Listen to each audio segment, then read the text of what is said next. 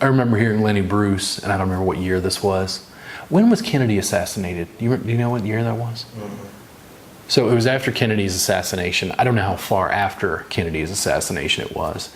And I remember listening to a recording of Lenny Bruce. Lenny's really the progenitor of what we think of as modern stand-up comedy. And Lenny told a joke about Jackie and the Kennedy assassination. And it was, I won't even tell the joke because I won't do it justice, but it was so, like, it took that assassination and looked at it from an emotional level from Jackie's standpoint and, like, made a critique that was so, like, poignant, where you were like, ooh, even, you know, in the year 2000 and beyond, I was like, ooh, man, like the heat he would have taken if that would have, I guess, been on more public display, but your distribution capacity was so much smaller. It's kind of like right now, you can go to Twitter and you can say something, and if enough people pick it up, holy moly, like you could get hate mail forever just because you made a tweet. Right. You know, it's like, because they're reading certain things into it, like contextually, which I find interesting. Left side too? That's but just right. not as tight? And not as tight as that right. Yeah, let me go on the right again.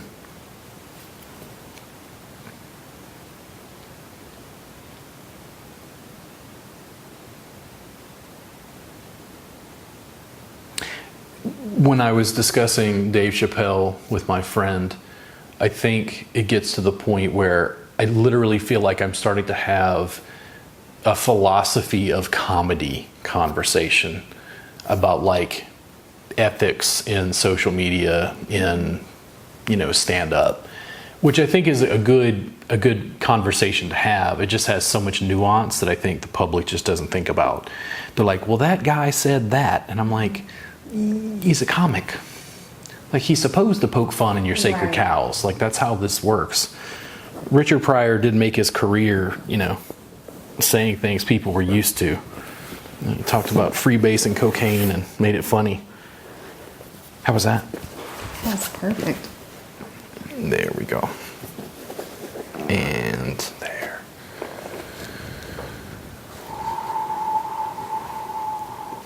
And in Richard's case, I think from a comedic standpoint is that Richard didn't remove himself from the critique.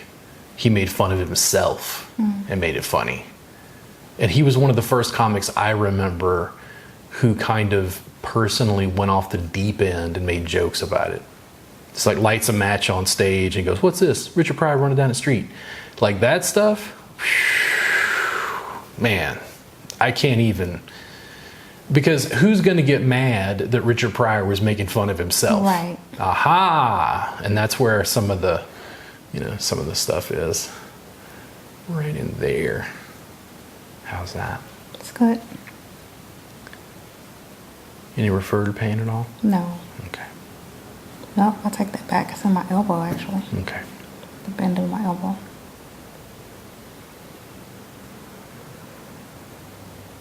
And I enjoy stand-up as an art form, so it's like I can have a longer conversation about that. I spend a lot of time thinking about it.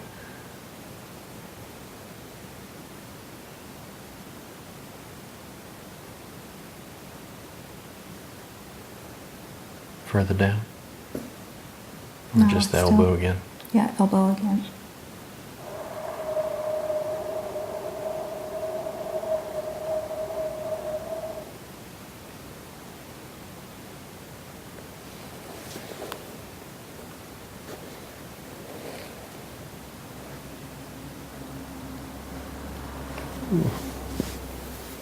There we go.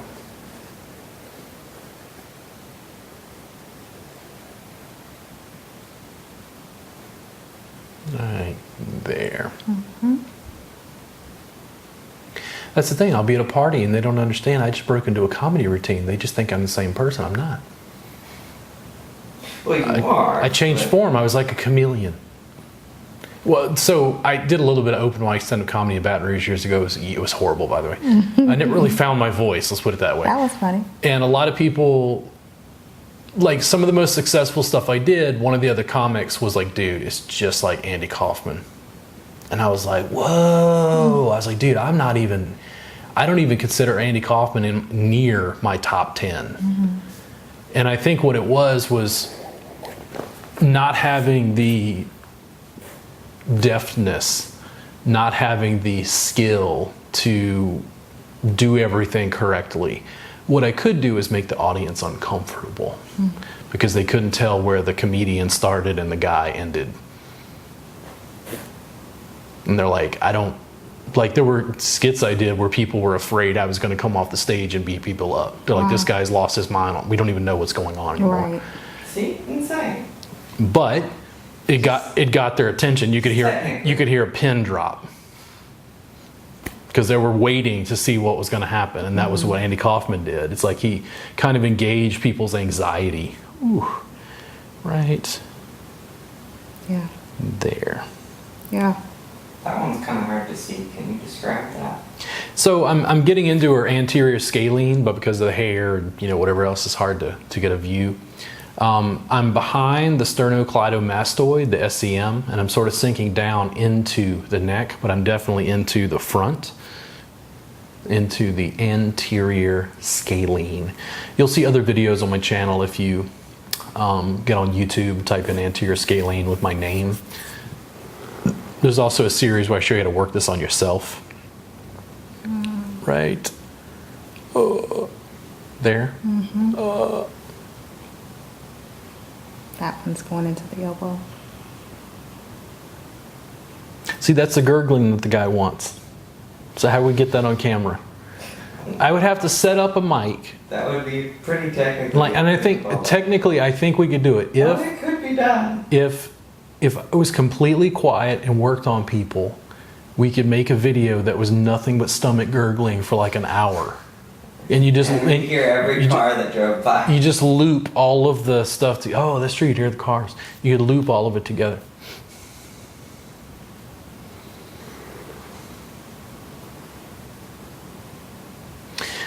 Culturally, I think for massage therapists, it's like how massage therapists interact with clients, what's okay to say, is it okay to talk, just lots of layers right there. Still running down. Yes. Yeah. Is that a Fitbit you're wearing? It is Samsung Gear. So it's a Gear Fit. But it is a activity tracker. It is. Yeah. Coming from a nurse's perspective, what do you think of those things? I think they're helpful if this one, you can track your calories and from the foods you eat and, hydration and your steps. So it's somewhat beneficial for me. Just because I walk a lot of steps doesn't mean I've necessarily done exercise. So I think it does have limitations. Ooh, how your hands and arms. On the surface, it feels great. Yeah. But I'm sure once I didn't assume you'd have much tension here, but it feels a little tight to me. I was really entertained with myself when I hit my steps goal from gesturing to my students. Like I was explaining things and waving my arms around. And have done no exercise. Like And it vibrated and it was like, steps goal. Yeah. How many calories have you really burned? Yeah. I got one because I was interested in the sleep tracking. Because I think that's an issue for me. Yes. So I'm curious if over time I will be able to utilize that information to hack my sleep a little bit better. That was one of the first things I used mine for. Yeah. And it was a big eye opener. I knew I would get awake at night and toss and turn, but I did not realize how little sleep I got until watching this monitor. So it definitely helped me prepare for a better night's rest and try to get a few more hours of uninterrupted sleep in. Yeah, I do what I was expecting happen, which is I sleep like a rock in terms of like I don't wake up, but I get a ton of REM sleep, like too much, which is what's commonly associated with people that are high anxiety. So and I don't think I get enough deep sleep. So I'm curious if I can figure out a way to solve it. It's not too much pressure, but it's definitely Intense, yeah. Mhm.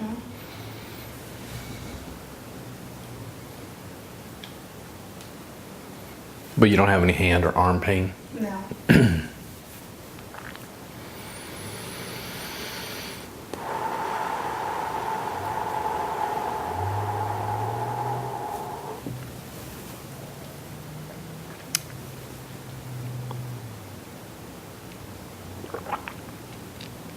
When you want, you can let it rest.